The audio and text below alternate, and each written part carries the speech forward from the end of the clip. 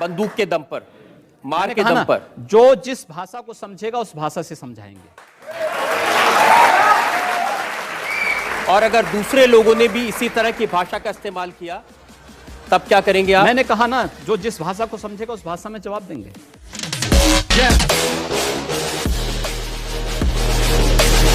अगर तोड़फोड़ और आगजनी करेंगे तो इनकी प्रॉपर्टी को भी जब्त करवाने का कार्य करेंगे। हम कानून की बात कर रहे हैं ना, हमारी जो भी बातें कंडीशनल हैं। अगर आप शांति से रहेंगे तो हम भी शांति से रहेंगे, आप विकास पर ध्यान देंगे तो हम तो विकास में आपको और सपोर्ट करने वाले हैं।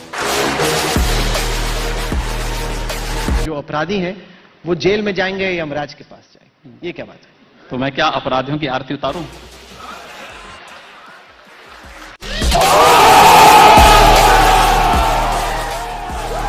मेरी तो राय यह है कि मुंह तोड़ जवाब देने के बजाय सबको प्यार से समझाने की कोशिश करनी चाहिए। ये हमारी संस्कृति है। हमने कहा ना, प्यार से तो हम कार्य कर ही रहे हैं और कार्य करना सिखा भी रहे हैं, लेकिन अगर नहीं मानेंगे तो फिर अगला स्टेप तो कुछ होगा प्यार के बाद का।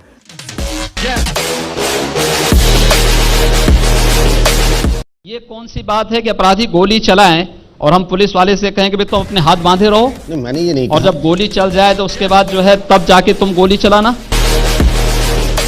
अब एक तस्वीर मुझे मिली ढूंढते ढूंढते, आप बाघ को, टाइगर को दूध पिला रहे हैं। टाइगर जैसा साहस जिसमें होगा वही टाइगर को दूध पिला सकता है।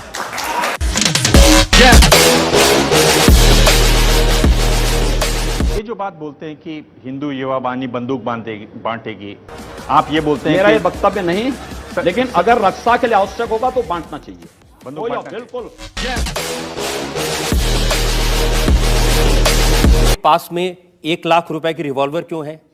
हाँ। 80,000 रुपए की राइफल क्यों है? मेरे पास है ना। मैंने क्या कहा, दहशत फैलाने के एक लिए। सन्यासी होने के नाते हमारे पास दोनों की, सन्यास की हमारी जो प्रशिक्षण होता है वो दोनों का होता है। शास्त्र का होता है तो शस्त्र का भी होता है। एक माला जपने का होता है तो भाला चलाने का भी होता है। भाई अगर कोई मरने के लिए आ ही रहा है तो जिंदा कहां से हो जाएगा?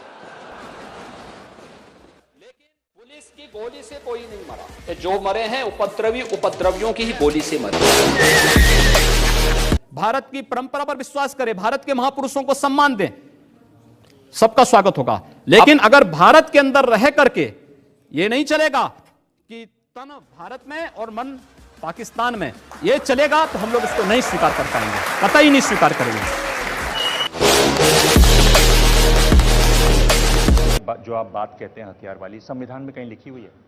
ये मेरा वक्तव्य कहीं है ही नहीं, तो आप अपने तरीके से अपने बात को मेरे मुंह में डाल रहे हैं, तो मैं उसकी बात कहां से कर सकता हूं? लेकिन ये शास्त्र सम्मत है, तो मुझे लगता है कि शास्त्र सम्मत है तो हमें उसका अनुपालन करना चाहिए। अगर कोई आपको मारेगा तो मुझे लगता है कि सामने कोई मानव होगा तो उस मानव को आप ये मान सकते हैं कि आपने एक थप्पड़ मारा, आप दूसरा थप्पड़ भी सहन कर सकते हैं। लेकिन अगर सामने दानव है तो अगर मारना, एक हाथ से मारता दूसरा हाथ से उसका जवाब भी दीजिए।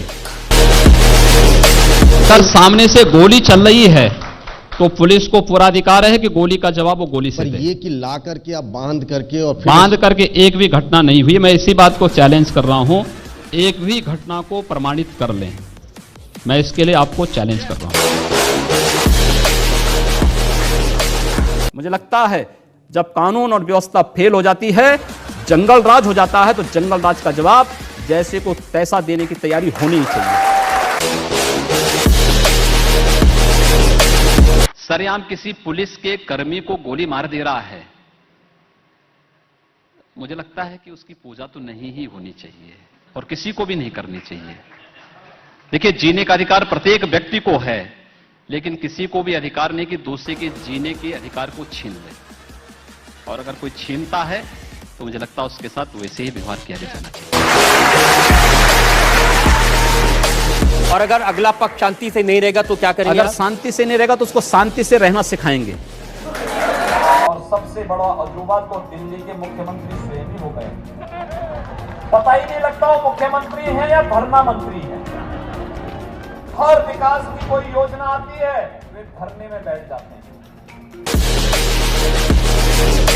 अगर कोई आपको मारता है, प्रशासन कार्रवाई नहीं करता है, आप हाथ पर हाथ धरे रहे मत बैठिए, उसका प्रतिकार करिए।